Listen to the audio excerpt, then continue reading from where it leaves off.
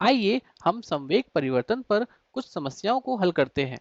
यहाँ पहली समस्या है, एक 0.5 किलोग्राम की मिट्टी की गेंद 20 मीटर प्रति सेकंड के वेग से एक दीवार से टकराती है और 0.1 सेकंड में रुककर उससे चिपक जाती है। इसके संवेग में परिवर्तन और उस पर दीवार द्वारा लगाए गए बल की गणना करें। ठीक है, पहले हम यह सोचने की कोशिश करेंगे कि हमें क्या दिया गया है। शायद हम एक चित्र बनाएं, फिर हम सभी जानकारियां लिख लेंगे, फिर देखेंगे कि क्या पूछा गया है और फिर सोचेंगे कि इसे कैसे हल किया जाए। ठीक है, तो क्या दिया गया है, क्या हो रहा है। तो हमारे पास एक मिट्टी की गेंद है जो कुछ वेग से चल रही है और वह दीवार से टकराती है और रुक जाती है। तो चलिए पहले हम एक चित्र बना लेते हैं। तो ये हमारी मिट्टी की गेंद है, ये दीवार से टकराती है और रुक जाती है। ठीक है, तो अब देखते हैं कि हमें क्या जानकारी दी गई है। तो हम जानते हैं कि उस मिट्टी की गेंद का द्रव्यमान 0.5 किलोग्राम है और हम जानते हैं कि वह 20 मीटर प्रति सेकंड के वेग से आ रही है। तो उसका प्रारंभिक वेग दीवार से टकराने से पहले हम जानते हैं कि 20 मीटर प्रति सेकंड है और हम जानते हैं कि वह दीवार से टकराती है और उससे चिपक जाती है, अर्थात वह रुक जाती है। इसका मतलब है कि अब वो चल नहीं रही है, इसका मतलब है कि वह विरामावस्था पर है।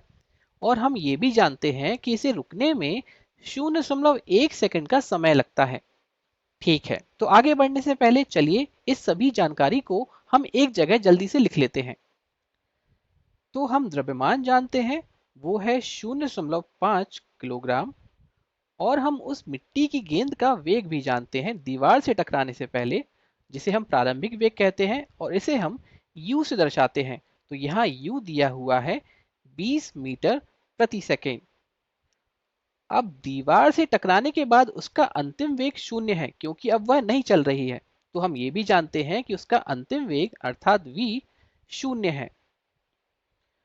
और यहाँ पर यह भी दिया हुआ है कि उसे रुकने में 0.1 सेकंड का समय लगता है। तो यहाँ पर कुल लिया गया समय भी हमें दिया गया है जो कि है 0.1 सेकंड। ठीक है, तो आइए अब देखते हैं कि हमसे क्या पूछा गया है। हमें इसके संवेग में परिवर्तन का पता लगाना है और हमें लगाए गए बल की गणना भी करनी है। हम इस बारे में थोड़ी देर में बात करेंगे, लेकिन हमें संवेग में परिवर्तन की गणना करनी है। और इसलिए मुझे लगता है कि पहली चीज जिसके बारे में हमें सोचने की जरूरत है वो ये कि संवेग क्या है। तो इसके बारे में हमने पिछले वीडियो में बात की है और हम संवेग की गणना द्रव्यमान और वेग के गुणनफल के रूप में करते हैं। तो आप एक वस्तु का द्रव्यमान लेते हैं और उसे उसके वेग से गुणा करते हैं और उस संख्या को संवेग कहा जाता है। और हमें यहाँ पर संवेग में परिवर्तन की गणना करनी है। हम देखते हैं कि जब मिट्टी की गेंद दीवार से टकराती है तो उसका वेग बदल जाता है, वह 20 से शून्य हो जाता है। तो इसका मतलब है कि संवेग भी बदलना चाहिए और हमें यह गणना करनी है कि वह संवेग कितना बदल गया है। और आप उसकी गणना कैसे करते हैं? परिवर्तन की गणना हमेशा अंतिम मान में से प्रारंभिक मान को घटा के की जाती है ना? तो यहाँ संवेग में परिवर्तन होगा अंतिम संवेग, जिसे मैं pf लिख रहा हूँ, माइनस प्रारंभिक संवेग pi। अब मैं चाहूंगा कि आप यहाँ वीडियो को रोकें और इसको एक बार स्वयं से आजमा कर देखें। आप देखें कि यहाँ पर अंतिम संवेग क्या है और प्रारंभिक संवेग क्या है और फिर देखें कि इन दोनों को घटाने पर आपको क्या उत्तर मिलता है। और हम ये पहले से ही जानते हैं कि संवेग की गणना किस प्रकार करनी है और यहाँ सारी जानकारियां दी हुई हैं। तो एक बार स्वयं से आजमा कर देखें। तो आइए देखते हैं। तो यहाँ अंतिम संवेग होगा द्रव्यमान गुणा अंतिम वेग v माइनस प्रारंभिक संवेग होगा द्रव्यमान गुणा प्रारंभिक वेग जो कि है u। तो अब यहाँ यदि आप मान रखते हैं तो अंतिम वेग शून्य है, तो यहाँ अंतिम संवेग शून्य होगा माइनस प्रारंभिक संवेग जो कि है m। m यहाँ पर है 0.5 किलोग्राम। तो हम यहाँ लिख लेते हैं 0.5 किलोग्राम गुणा प्रारंभिक वेग है यहाँ पर 20 मीटर प्रति सेकेंड।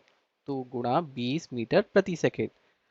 अब यहाँ पर यदि हम इसकी गणना करते हैं तो हमें क्या मिलता है? हमें मिलेगा ऋणात्मक मान जो कि है 0.5 गुणा 20 जो कि होगा 10 किलोग्राम मीटर प्रति सेकेंड। तो यही हमारा उत्तर है। अब यदि आप सोच रहे हैं कि ऋणात्मक चिन्ह हमें क्या बता रहा है, तो जब हम समस्या के अगले भाग के बारे में बात करेंगे तो यह बहुत मायने रखेगा। समस्या का अगला भाग हमसे दीवार द्वारा लगाए गए बल की गणना करने के लिए कह रहा है, जो इस मिट्टी की गेंद पर लग रहा है। तो यदि हम इसके बारे में सोचते हैं, तो जब मिट्टी की गेंद जाती है और दीवार से टकराती है तो वह रुक जाती है। इसका मतलब है कि दीवार को उस मिट्टी पर धक्का देना चाहिए, इसीलिए वह रुक रही है ना। तो एक बल है जो दीवार उस मिट्टी पर डाल रही है, और वही हमें गणना करने की आवश्यकता है कि वह बल कितना है। तो हम ये किस प्रकार करेंगे? खैर, जब भी हमें वस्तु के वेग का विवरण दिया जाता है और हमसे उस वस्तु पर कार्य करने वाले बल को ज्ञात करने के लिए कहा जाता है, तो हमें हमेशा न्यूटन का दूसरा नियम याद आता है, जो कि भौतिकी के सबसे प्रसिद्ध समीकरणों में से एक है, बल बराबर द्रव्यमान गुणे त्वरण। लेकिन इस विशेष समस्या में हम बल के लिए एक और समीकरण का भी उपयोग कर सकते हैं, जो कि है बल बराबर संवेग में परिवर्तन बटे समय। हम जानते हैं कि ये दोनों समीकरण एक समान हैं। हम किसी एक समीकरण से दूसरे समीकरण को बड़ी आसानी से सिद्ध कर सकते हैं। लेकिन हमें इस समीकरण का उपयोग क्यों करना चाहिए? क्योंकि यहाँ पर त्वरण हमें सीधे नहीं दिया गया है। हमें इस समीकरण का उपयोग करने के लिए त्वरण की गणना करनी होगी और फिर उसे रखना होगा, जो कि हम कर सकते हैं। लेकिन हमें यहाँ पहले से ही संवेग में परिवर्तन की गणना कर रखी है ना। और इसीलिए यदि हम बस समय से विभाजित कर देते हैं तो हमारा काम हो गया, हमें एक चरण में ही बल मिल जाएगा। तो इस समीकरण का उपयोग करना बहुत मायने रखता है। तो मैं चाहूंगा कि आप यहाँ वीडियो को रोकें और एक बार इसको स्वयं से ज्ञात करने का प्रयास करें।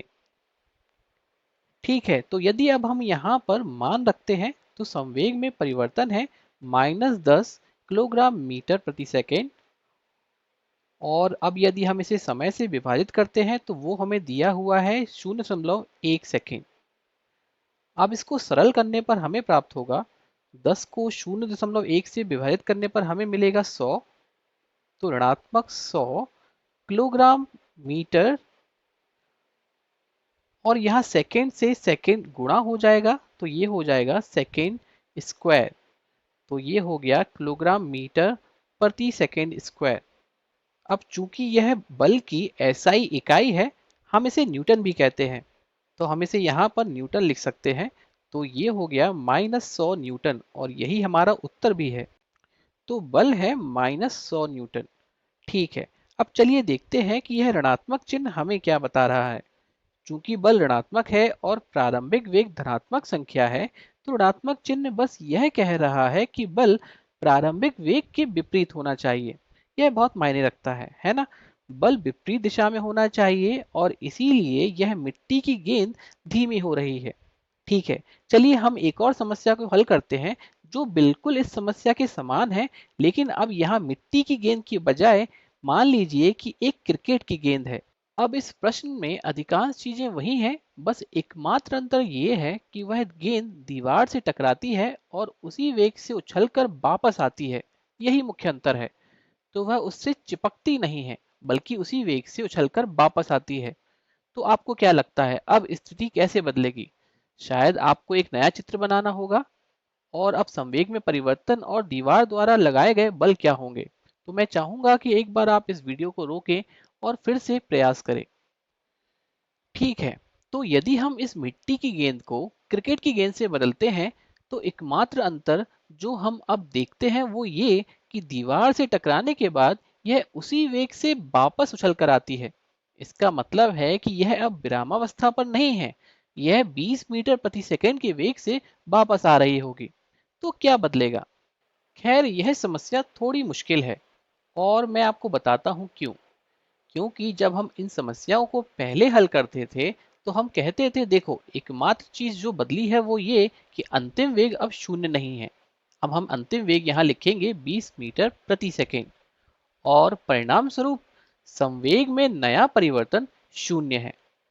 क्योंकि देखिए, अंतिम वेग v u के समान है और m समान है, वह कभी बदला ही नहीं। तो अंतिम संवेग प्रारंभिक संवेग के समान है। इसका मतलब है कि संवेग में परिवर्तन शून्य है ना। यही नया उत्तर है। लेकिन यह सच नहीं हो सकता। क्यों? क्योंकि यदि संवेग में परिवर्तन शून्य है, तो इसका मतलब है कि यहाँ पर ये शून्य है, और इसके हिसाब से उस गेंद पर लगने वाला नेट बल शून्य हो जाता है। इसका मतलब है कि दीवार उस गेंद पर बिल्कुल भी धक्का नहीं दे रही है। क्या यह संभव हो सकता है? नहीं, मुझे पूरा यकीन है कि आप मुझसे सहमत होंगे कि जब गेंद जाती है और दीवार से टकराती है, तो दीवार को उस विशेष गेंद पर एक बल लगाना चाहिए। तो स्पष्ट रूप से बल शून्य नहीं हो सकता है, और जब बल शून्य नहीं हो सकता है तो इसका मतलब है कि संवेग में परिवर्तन भी शून्य नहीं हो सकता है। तो फिर यहाँ पर कुछ तो गलत है। क्या आप पहचान सकते हैं कि क्या गलत है?